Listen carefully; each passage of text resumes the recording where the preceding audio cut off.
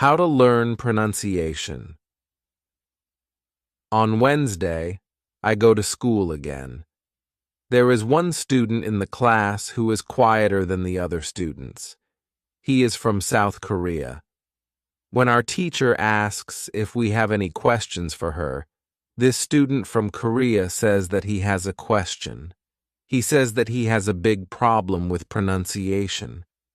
He knows that his pronunciation is not very good, but he doesn't know how to improve it.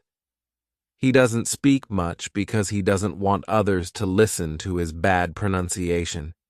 He says that he reads and watches films in English a lot.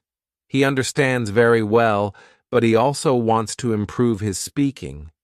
He asks if there is something he could do to improve his pronunciation. When my teacher hears this, she says, "Okay, I will tell you something about pronunciation and how to practice it. I will also teach you a great technique that can help all of you to be better at pronunciation. First, we have to look at why students have problems with pronunciation. When we speak, we have to move our mouth. We have to use muscles in our mouth. We all do that. The problem is that when you speak English, sometimes you use your muscles the same way you would use them in your native language. Then your pronunciation is different from the pronunciation of native speakers. This happens to many students who learn English. Almost everybody has a bit different pronunciation than they should have. In fact, it is not a big problem because usually people understand what you want to say, even though your pronunciation is not perfect. However, you can work on your pronunciation and make it better. There is a great technique that can help you a lot. The name of this technique is shadowing. The technique is very simple. When you do shadowing, you simply copy the sound that you hear immediately after hearing it. When children learn their first language, they learn it by copying. They copy after their parents again and again until their pronunciation is perfect. You can learn English pronunciation in the same way. This is what you can do. Take some video or audio recording that is not very fast and that you understand very well. You listen and you copy what you hear when you hear it. That is all. Then, our teacher goes to www.youtube.com and she searches for the shadowing technique. She finds a good video where the shadowing technique is well demonstrated. We watch the video. Then we all try to do shadowing for about 3 minutes. Then our teacher tells us, shadowing is also good when you are preparing for a presentation you have to give in English and you want to have your pronunciation as close as possible to the pronunciation of native speakers. Before the presentation, you can go to some place where you are alone and you can do shadowing for about 10 minutes. You will see how much it will help you to have better pronunciation during the presentation. This is very interesting for me. I haven't heard about this technique before. When the lesson finishes, I go to the school reception. I ask the lady if there are any sport activities at school. I would like to play some sport in England. The lady at the reception says, "Yes, we have a table tennis team and a football team. The football team has training today at 5 o'clock. I am very happy because sport is very important in my life. I go to the training of the football team. I meet a lot of players from different countries. The players are from Brazil, Japan, Russia, Spain, Argentina, and Italy. I like the training. I am very happy that my time in England starts well. I have a great teacher. I also have some new friends from my football team. Also, tomorrow I am starting my job. When you want to have good pronunciation, repeat after native speakers. How to practice speaking on Thursday. I go to school again. We have a new student in our class. Her name is Monica, and she is from Italy. At the beginning of the lesson, my teacher asks her how her life is. My teacher knows Monica from 1 year ago when she attended her class. That one was a class for beginners, and it was only for 2 weeks during summer holiday. When Monica speaks, her English is beautiful. Her pronunciation is very good, and she is very fluent. My teacher is very happy, and she asks Monica, "Where did you learn English so well? You speak very fluently. What school did you go to?" Monica replies, "I didn't go to school.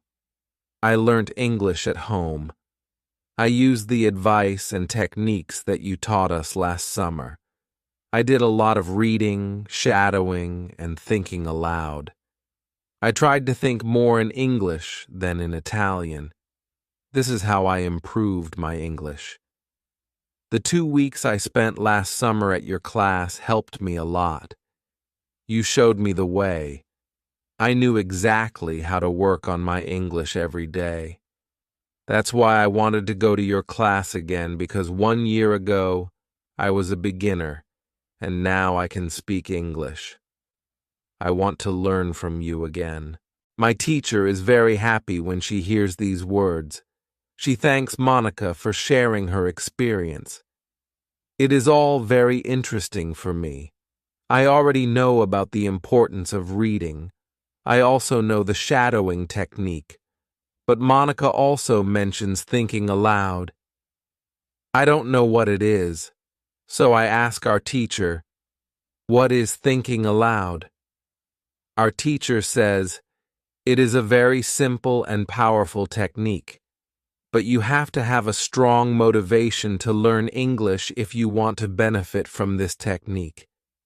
It is also good to know that for some people this technique is a little bit crazy. However, when you start to think aloud, your English can improve very fast." I say, "I have a strong motivation. I don't care if the technique is crazy. If it helps, I want to learn it. Can you teach us this technique?" Okay, it is actually very simple. You usually think in your native language all day, every day. It is normal. Now, you can start to think in English instead of your native language. And when you start thinking in English, then you can think aloud. It means that you actually say aloud what you think. It is all. I say, "It looks very simple. You said that it is a powerful technique. Why is it powerful?" Our teacher says, "Maybe you can ask Monica. She has used this technique for a year. Maybe she can tell us what she has found out about this technique." Then our teacher asks Monica if she is willing to speak about her experience with thinking aloud. It is no problem for Monica. She says, "When I started with this technique, it wasn't easy. I started with very simple sentences. For example, I can speak English. It is good that I can speak English. I want to be better. I need to practice every day. I don't know many words, but I can use these words well. I can express my ideas with these words. I can do this. This is great." The sentences were really simple. I realized that sentences that I thought in Italian were long and complicated. I wasn't able to say in English exactly what I was saying in Italian. I had to find a simpler form. To think in simple English was the hardest part.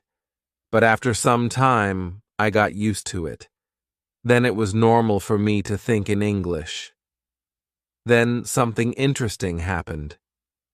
I met a man from Australia. He was on holiday in Italy.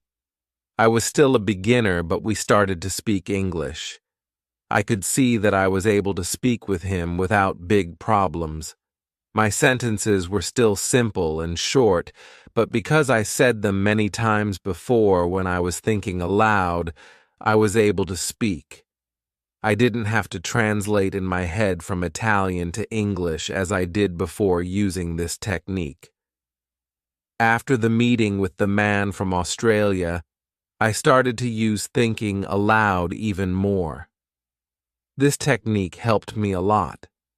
It improved my ability to express my ideas very much. I still use it every day. It is really a powerful technique. Our teacher thanks Monica for sharing her experience with thinking aloud. I decide to use this technique because I also want to be better at speaking. When you want to speak English fluently, think aloud. How to learn grammar. After school, I go to the cafe where my job training starts. I don't know what to expect. I have never worked at a cafe. I am not sure if I can do this job. When I come to the cafe, I am very surprised. It is a modern cafe which sells coffee, tea, and also chocolate cakes and sandwiches. And my boss is only 25 years old, but she has been working at the cafe for more than 2 years. She has a lot of experience and she knows everything perfectly. She shows me how to prepare coffee, how to wash the dishes, and how to deal with customers. It is all new for me. I remember only about 20% of what she is telling me, but then she lets me do the work, and she corrects me when I make a mistake. She is very friendly, and I learn fast. After the first day at work, I am very tired. I had to learn many new things, but I am happy that I have a job. The next day is Friday, and I go to school again. One student asks an interesting question. Sometimes when I speak, I am not sure if I speak correctly. I am not sure if I use correct grammar. Can you help me what to do if I want to learn grammar? Our teacher says, "Thank you for your question." There are two groups of students. Some students study English because they want to be able to speak. Some students study English because they want to pass an exam. For each group, there is a different approach. First, I will speak about those who need English for speaking. If this is your case, you don't have to study grammar a lot. When you learnt your native language, you also learned it without studying grammar. You can learn English grammar naturally by using the language. The best way to learn grammar naturally is by reading a lot. Books are written in good grammar. When you read, you will learn grammar in the context of the whole sentence. I also recommend shadowing. When you do shadowing, you practice the correct grammar. You do it naturally. You don't have to try to remember anything. You only copy sentences with correct grammar. If you need English for speaking but also want to study grammar, you can visit www.grammarinlevels.com. This website shows what grammar is important for the different levels of English. You can find the most important grammar rules for speaking there. The second group of students are those who study English for passing an exam. If you are one of these students, I recommend studying specifically for this exam. It might be helpful to get the versions of this exam from the past years if they are available and train with them. Of course, your exam will be a little different, but the structure is usually the same or very similar. From my point of view, the versions of the exam from the past years are good training materials. Then I recommend going to the exam only when your results in the training materials are such that you could pass the exam successfully. Did I answer your question? Yes, thank you, says the student. This is good news. I don't like studying grammar. I learn English because I want to be able to speak. I don't need to pass any exam. I am happy that I don't have to study grammar much. I like reading, and I am happy that I can learn grammar by reading books. After the lesson, I go to the website, www.grammerinlevels.com. It is really a nice website. There are grammar rules with examples for each level. They have 3 levels. These levels are 1,000, 2,000, and 3,000 words. In the afternoon, I go to my work. It is my second day, and I can already do a lot of things by myself, but my boss helps me whenever I need it.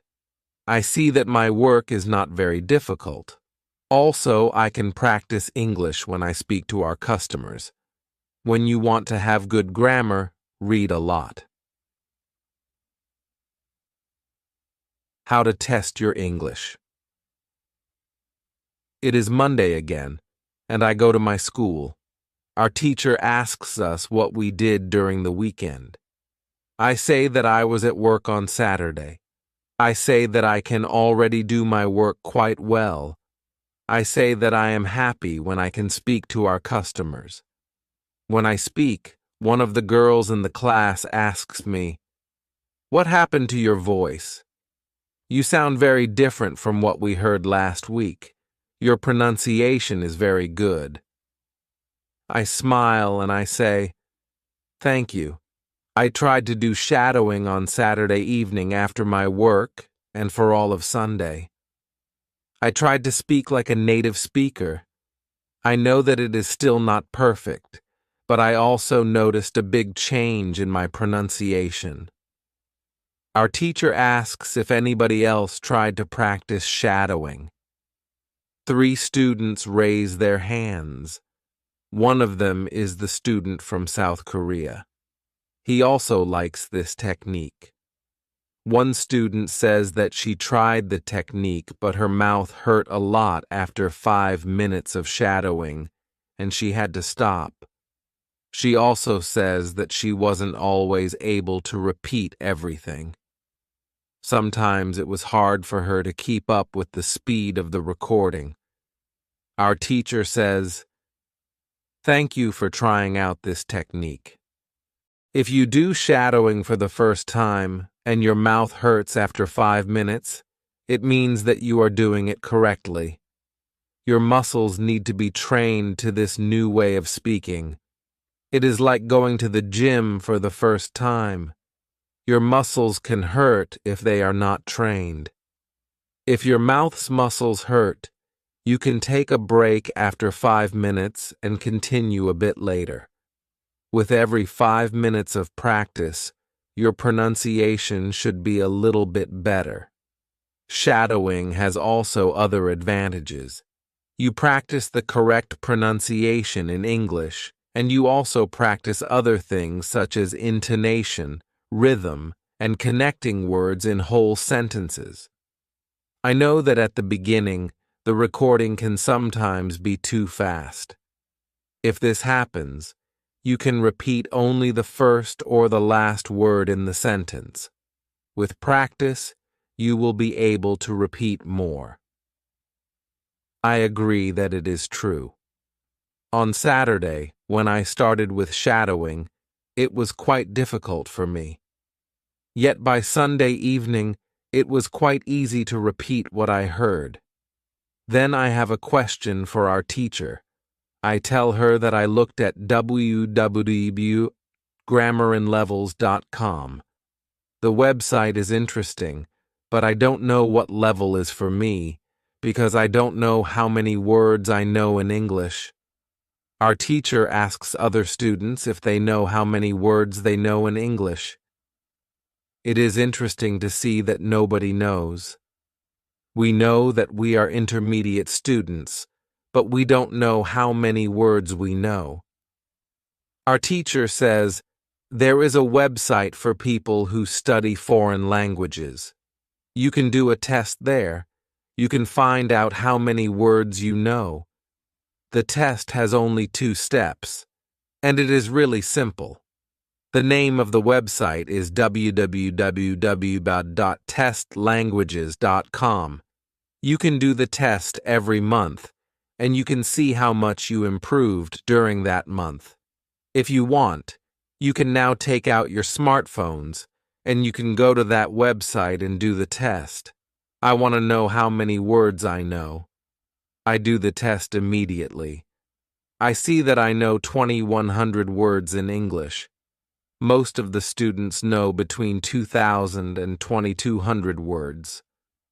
Only Monica and the boy from South Korea know 2,500 words.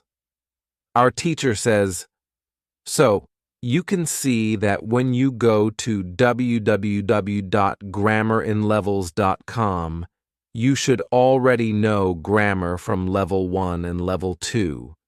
You can start using grammar from level 3 because level 3 is for students who know between 2,000 and 3,000 words.